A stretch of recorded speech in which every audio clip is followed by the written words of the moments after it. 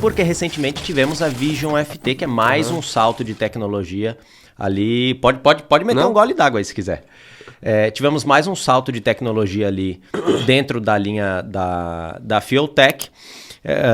Tivemos memes ali de realmente pessoas, mulheres pedindo bolsas da Louis Vuitton e os maridos dizendo que é caro, mas comprando uma Vision FT, não é mesmo?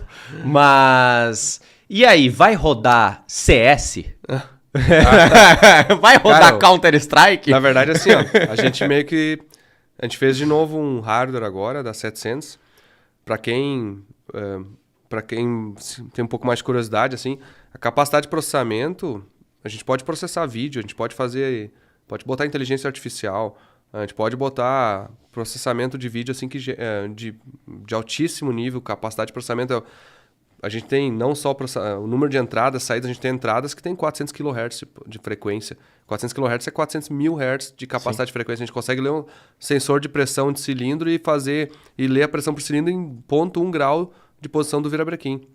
Isso aí nem equipamento de $30 mil hoje faz direito. Sim. Então, assim, e aí, claro, GPS, Bluetooth última geração, GPS última geração, Wi-Fi, USB-C... A memória interna, por exemplo, a gente tem um pulo de 16 megabits na FT600 para 64 gigabits. Então, tipo, um pulo de 16 megabits para 64 GB de memória interna. Então, tem o processador mesmo, de processamento é assim, é impossível descrever assim, a gente não sabe o que vai acontecer nos próximos 10 anos. Então, quanto a inteligência artificial vai entrar no meio dessa história, o quanto é que dessas coisas vai ter ligado junto, a conectividade do produto, tem muita coisa para fazer. Mas o nosso papel agora era preparar um terreno para poder crescer mais 10 anos. Então, se for pensar, a própria Race Pro, ela perdurou 10 anos, até a FT400. Até 400. A 500 está perdurando 10 anos aqui até a FT 450, 550, 600. E agora a nova Vision FT, ela começa com a 700, né, e com a 700 Plus, obviamente. No futuro a gente obviamente vai ter as de entrada sendo substituídas por ela, né? Só que não são coisas imediatas, mas ela vai ser a nova linha, né? Ela vai substituir a linha Power FT em breve e vai ser a linha Power FT, a linha Vision FT. Só que a FT700, por exemplo, de novo a gente tem que dar um pulo, não é barato, sabe? Se eu te falasse que há 10 anos atrás tu estaria comprando um telefone de $10 mil, né, ninguém ia acreditar. Claro. Né? Hoje em dia tu vê um valor nesse telefone, entendeu? Uma ferramenta, talvez seja talvez é o teu eletrônico mais importante da tua empresa. Sim. Se tu for pensar o teu telefone celular. E se for pensar um carro também, qual que é talvez a peça mais relevante no carro? Não digo a mais relevante, mas eu digo assim, uma das mais importantes com relação ao resultado. Tu pode ter um motor da NASA, tu pode ter tudo que dá, se tu não tiver um controle, se tu não tiver a questão de dados, segurança, e tu vai perder performance, tu vai patinar, ou tu não vai andar, ou tu vai quebrar, ou tu vai... E aí custou mais caro, né? Então, na minha visão, assim, por que eu acho que o mercado aceita um produto desse nível? Primeiro, porque não é um consumível, tá? Então, o cara compra uma turbina de $50 mil e quebra a turbina em 2 corridas e ele não tem problema. Mas uma ECU de $20 mil, por exemplo, se for pensar que daqui a 5 anos ela vai valer no mínimo isso, se tu considerar a valorização, né? Sim. Então tu não é que tu tá jogando, não gastando $20 mil em combustível, ou pneu, ou uma peça que quebra, que tem desgaste.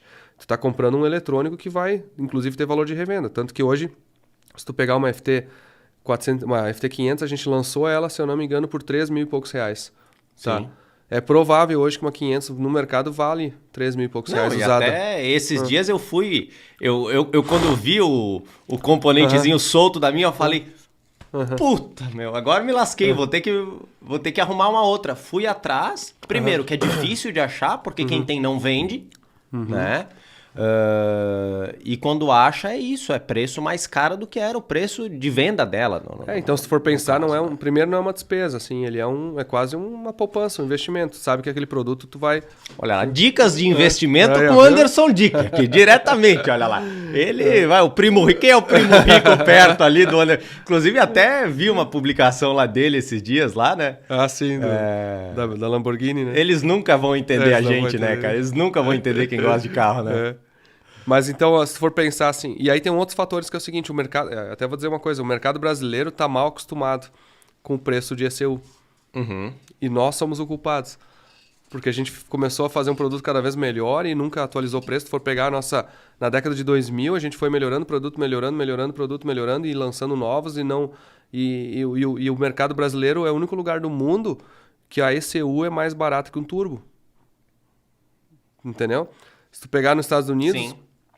tanto que a Fueltech hoje ela é um pouco mais cara nos Estados Unidos que no Brasil, inclusive. Eu tinha reparado isso. Porque, na verdade, o mercado americano, o preço do produto, o valor para a ECU é maior do que para outros produtos. E o Brasil, na verdade, é meio que mal acostumado nessa história.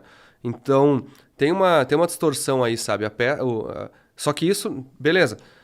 Isso não é um problema. O problema é... Eu digo, isso não é um problema. Isso só mostra que tem possibilidade de que dá para lançar um produto cada vez com nível mais alto. E, de novo, uma FT700 não vai ser uma ECU que o cara vai botar num carro de 10 mil reais, entendeu? Claro. Mas quantos carros de 200 mil, de 100 mil, de 400 mil tem aqui no Brasil? Sim. Tem milhares. E hoje a gente para pensar assim, é aquilo que tu falou. Qual que é o componente mais importante para um carro hoje de competição? Quer dizer, a gente entrou no nicho, principalmente se a gente vai olhar ali na arrancada, vamos botar ali, vamos botar carros de rua, carros de arrancada e carros de circuito. Tá. Vamos lá. Carro de arrancada. Poxa, hoje, cara, tu liga lá no Stumpf e ele vai te fazer um cabeçotão. Né? As receitas hoje, tu pode pegar lá os miolos de motor e construir um baita motor para aguentar um absurdo de esforço ali, de pressão de cilindro, sem ter nenhuma falha catastrófica, né? Calibração, evidentemente, a gente tem de baseada aqui bons acertadores de carro para alta performance lá. Então, gerar a potência não tem sido o que o pessoal não tá. Inclusive, estamos aqui com a presença ilustre aqui do Sérgio Ganga, aqui do lado de fora, o Sapinho. Ele, mais do que ninguém, pode dizer pra gente que gerar a potência não tem sido o limitador dos carros na arrancada. Dosar como essa potência vai ser despejada ao longo dos 400, dos 200 metros ali, né? E o Sapinho é um exemplo bom porque ele também compartilha muito do que ele faz, assim, do que ele aprende. Não tem segredos. O segredo é justamente o conjunto, né? Hoje, para tirar, por exemplo, 1.500 HP de um AP, tu tem que ter um controle muito preciso.